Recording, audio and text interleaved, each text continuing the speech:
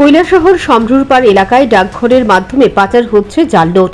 গত কয়েকদিন ধরেই ডাকঘরের মাধ্যমে এই জাল নোট আসছে বাজারে, এই অভিযোগ স্থানীয় ব্যবসায়ীদের। শনিবার ডাকঘরের পোস্ট মাস্টারকে হাতে নাতে পাকড়াও করলেন স্থানীয় ব্যবসায়ীরা। এ নিয়ে ডাকঘরের সামনে চরম অস্থিরতা দেখা দেয়। পরে পুলিশের হস্তক্ষেপে পরিস্থিতি শান্ত হয়। শনিবার সমরুরপাড় এলাকায় ডাকঘর থেকে ৫,৫০০ টাকা তুলেন এক যুবক, তার মধ্যে একটি ৫০০ টাকার জাল নোট। ভদ্রপল্লী এলাকা সমরুরপাড় গ্রাম পঞ্চায়েতের পাশেই এটা পোস্ট অফিস। এই পোস্ট অফিস এলাকার মূলত কি ঘটনা ঘটছে এখানে? ঘটনা হইল, এখানে একজন নতুন পোস্টমাস্টার আইসেন, ওনার বাড়ি কলকাতা।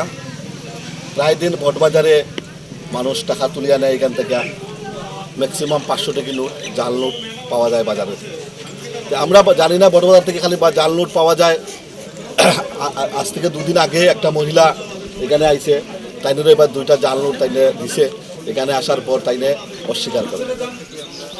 আজকেও একটা লোকরে 5,200 টাকা উনি উঠাইছেন।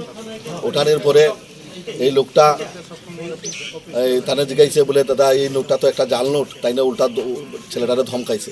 তারপরে এখানে তর্কাতর্কি হওয়ার পরে পাশাপাশি লোক আইছে, আমার পরে দেখা গেছে এখানে 500 টাকা জাল নোট। তারপরে সবাই খাওয়ার পরে ধমকানোর পরে জাল নোটটা রিটার্ন দিচ্ছে। ওই মহিলাটাও আইছে, ওই মহিলার টাকাটাও রিটার্ন দেওয়ার চেষ্টা করছে। কিন্তু এলাকায় যে উত্তেজনা শুরু হয়েছে বা এলাকার প্রচুর জাল নোট এই পোস্ট অফিস থেকে বাইরেছে। এবং এখানে যারা ডিপার্টমেন্টের হেড অফ দ্য ডিপার্টমেন্ট একজন মহিলা আইছে, উনিও আইয়া যেভাবে ওনার স্টাফের পক্ষ নিয়ে যেভাবে এলাকার কথা কইতেছে, বোঝা যাইতেছে উনিও এটা। জানা গেছে, সম্প্রতি কলকাতা থেকে ঊনকোটি জেলার কৈলাসহর সমরুরপাড় ডাকঘরে একজন পোস্টমাস্টার এসেছেন। তিনি ইচ্ছাকৃতভাবেই গত কয়েকদিন ধরে এই জাল নোট দিচ্ছেন আমানতকারীদের। বাজারে জিনিস ক্রয় করতে আসলেই ব্যবসায়ীদের হাতে ধরা পড়ছে এই জাল নোট। পুলিশ অভিযুক্ত পোস্টমাস্টারকে আটক করেছে। Bureau report, news prime Tripura.